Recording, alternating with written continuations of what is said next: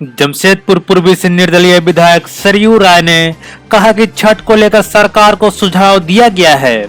सरकार इस पर जरूर अमल करेगी और छठ व्रतियों को कोई तकलीफ ना हो इस दिशा में काम करेगी।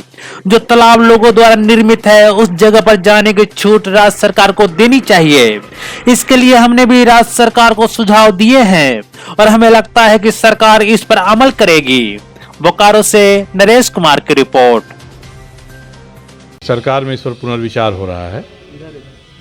मुख्यमंत्री आज आ गए होंगे, अब तक पहुंच गए होंगे, तो कुछ ना कुछ संशोधन करेंगे। मैंने संशोधन सुझाया भी था उनको कि भाई नदी में दिक्कत है तो आपने जो तालाब लिखा है इन्हीं पॉन्ड, तो उसमें केवल आप नेचुरल पॉन्ड कर दीजिए, जो मनुष्य ने बनाया है, लोगों ने बनाया है, वहाँ करने की छूट दे दीजिए कुछ।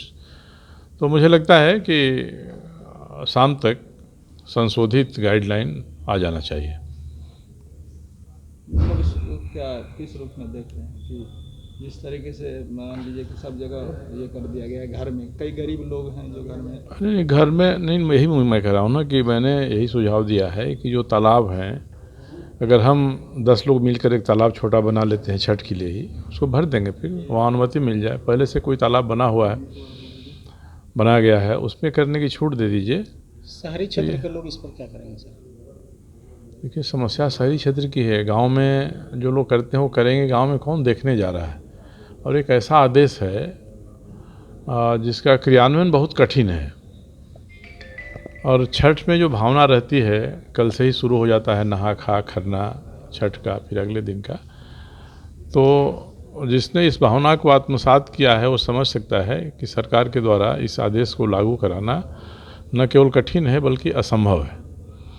तो जो आदेश हमारा लागू नहीं हो सकता है उसको संशोधित रूप में अगर हम रखें जनता के सामने कि हम अपनी बात को लागू भी करा लें और जनता को भी जो जनता चाहती है वह हो जाए। तो मैंने एक आध संशोधन कल भेजा था अधिकारियों को, तो मुझे लगता है कि आज विचार करेंगे लोग। मुख्यमंत्री जी कहीं बाहर थे, आ गए होंगे, उनसे परामर्श करके संशोधित गाइडलाइन ही आएगा। और संशोधित गाइडलाइन नहीं आएगा तो ये दुर्भाग्यपूर्ण होगा कि कोरोना की स्थिति में भी लोग विवश होते हैं कि हम सरकार के आदेश को माने नहीं, उसका पालन नहीं करें। तो ये बहुत अच्छी चीज़ नहीं होगी। और दूसरा, कई घटनाएँ घटी ना। हम लोग बिहार के चुनाव में थे तो मैं ही मास्क लगा था, अपने ही शर्म आती थी, कोई मास्क नहीं लगा था। पूछे भी हम एक बार सिवान में लोगों से, तो बोले घबराई मत, मार भाट खा के हमने के इम्यूनिटी बढ़ा ले बन जाए।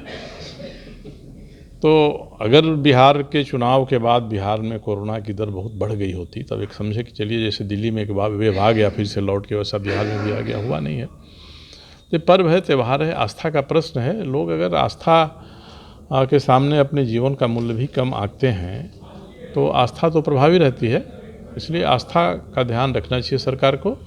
इसमें उस तरह का पर्याप्त संशोधन करना चाहिए। हम नहीं कहेंगे कि बिहार में क्या हुआ, बिहार में कैसे हुआ वैसे करिए, मगर बिहार में जो हुआ उसका मर्म लेकर यहाँ कैसे लोग करें, इसके बारे में एक दिशा निर्देश सरकार जारी कर दे। मुझे उम्मीद है कि आज शाम तक सरकार कोई ना कोई दिशा निर्देश संशोधित गाइडलाइन के हिसाब से जारी करेगी।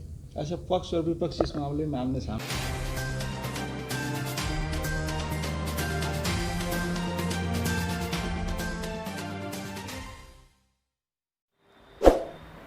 खबरों में बने रहने के लिए चैनल को लाइक करें, सब्सक्राइब करें और बेल बटन दबाना बिल्कुल ना भूलें।